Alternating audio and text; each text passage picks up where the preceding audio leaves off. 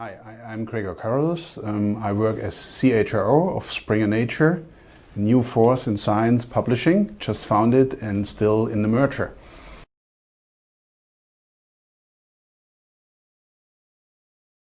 At the moment, from staff point of view, the scope of Springer Nature is 13,000 people. It's in 15 countries. And it's largely embedded in a global matrix organization, which means, in other words, many people report to many other people across countries and organizational units. Same is true for the HR organization we newly created, which also means the HR organization is a global matrix organization, has regional roles, has business partner roles, but also has specialist functions, for example, for learning and performance or for IT systems. So that all the HR scope of people is about 150 people globally, which reports directly and indirectly across the borders into the central HR organization.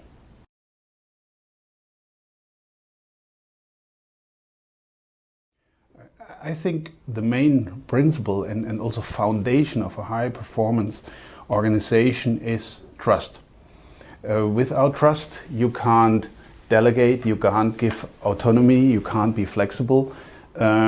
If trust is not there, and trust is typically built up by culture, company culture, by leadership principles, if that is all not there, then you don't end up in a performing organization, is my strong belief. So this is about trust. It's also about, in my view, diversity. Speaking from a company point of view, which is very global, you can only be customer-centric and answer your customer requests and be innovative if you have diverse teams. Which means if you give authority away, create flexibility, have diverse teams to tackle that, then what the fourth important thing to me, what is missing, you need to have as an organization the ability for differentiation and integration. Which means you can't have chaos and everyone running somewhere, so you need to integrate, align, build common grounds. So integration and differentiation is also a principle. A company should very carefully deal with it and has the ability to create both, or not create, to orchestrate both.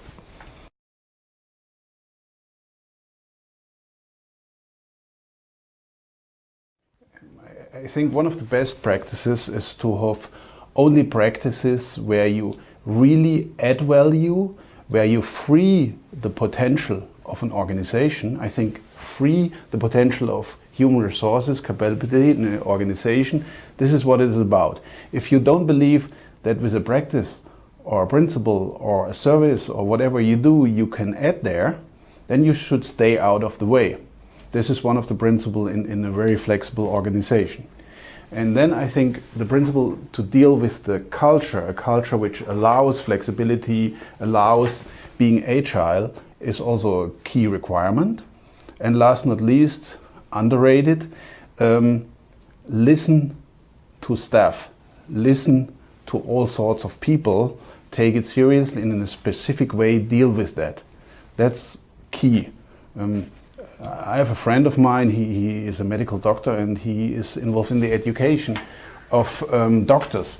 And I like his quote he always uses for young doctors in training. If they don't know what to do and if they don't know how to treat the patient, he typically says, and I like this very much and I apply it also for HR purposes, he said in a bit cynical way, he says, yeah, let's then go to the extreme, let's talk to the patient. So in many ways, this can also be a guiding principle for HR. If you don't know what to do, talk to your staff.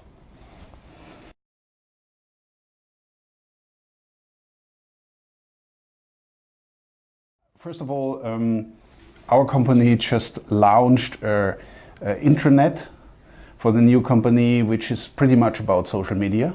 This is something. Then in some of the countries, by legal rules or market practices, you have representation groups. You have works council, you have unions, but you have also groups.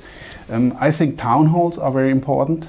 Management walkarounds are very important, and I'm a strong believer in employee satisfaction surveys. In my past, I've done 4 of them, and you get all feedback from all staff, nearly all staff. We had high participation rates, like 90% once. So you get representative information in a structured way. Because the trick sometimes is, very often the loudest colleagues are not generally or not specifically always the ones who speaks for the vast minority. So to deal with that is also key.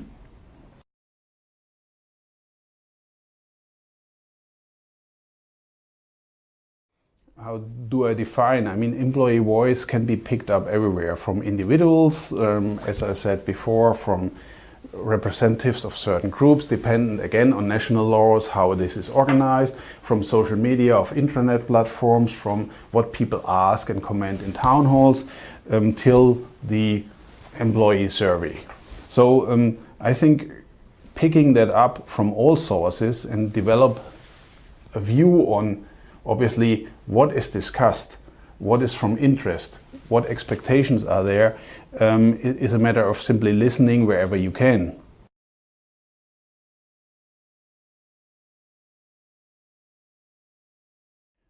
I mean, first of all, to listen and get new insights and is a way to get innovation, get away feedback. That always helps.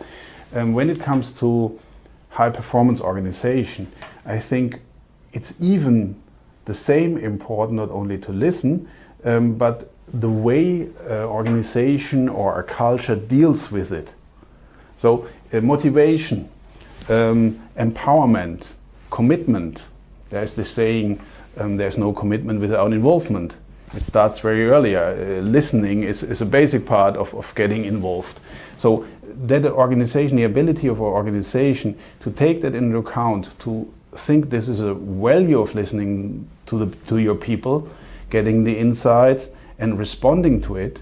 And if it's only explaining perspectives of the company, is an important part to keep energy up, to keep motivation, to keep commitment up.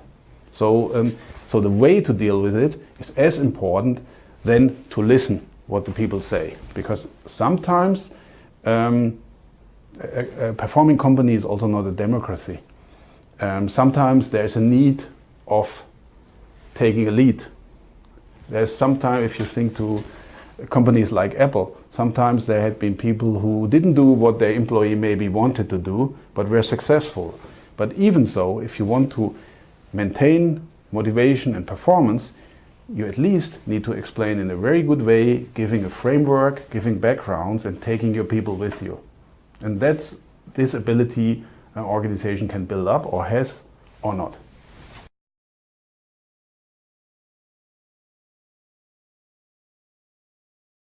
This might be a disappointment because I'm not a great believer in job design, especially in an ongoing, ever-changing, permanent changing world with new challenges very quickly. I think job profiles, job descriptions especially, are more in the way and are more restricting being performing or agile, building up temporary groups than helping. Having said that, organizational design is key. Organizational design, how lean is it, how flat, how flexible, how temporary or stable, this allows, orchestrates, supports a lot or can block a lot.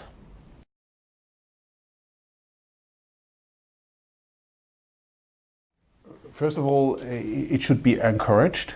It should be supported by the culture, by the leadership principles. About certain questions, temporary organizations can be allowed or should be set up. And also, speaking about allowed, supporting initiatives, ideas, innovation, which don't come out of the areas where the people are typically responsible, and to bring it to the normal flows, making that credible, allowing, not only allowing that, but supporting it, building showcases about that helps a lot. This is not typically organizational design, but it's how to deal with an organization and how how strong you believe that an organizational design should change and should be adhered to. And what helps there is to foster that culture is storytelling. Putting good examples in front of people again. Talk about it as management. This encourages a lot of people to follow that route and dare.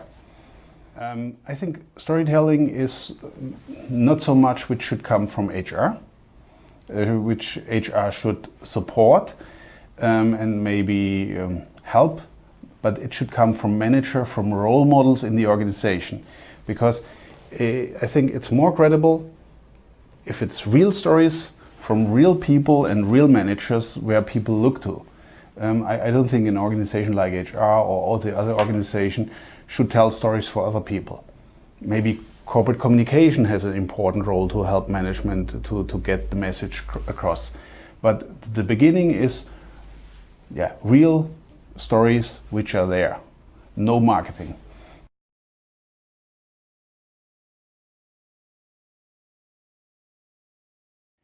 It influences more than you wish for. Let's take an example. For example, a country who has very rigid employment laws about let people go or hire people. This automatically changes the abilities and the practices, how quickly you hire or you create new positions, which creates then what is called the insider-outsider problematic, which means it's very difficult to get in, and if you are in, you are dealing with this situation very differently. It also how people behave in their personal life depends on very often on law or also on incentives. Another good example is there are some countries where commuting is by tax incentivized, which means in such countries you see longer commutes, which changes how people live their life. They stay in one house or one village or one city, and then if they change employer, they even commute further. That then leads to request for more working from home situations. So nearly everything can be influenced by these laws, and as they are so quite different, sometimes they are also the answer to very odd phenomena in practices.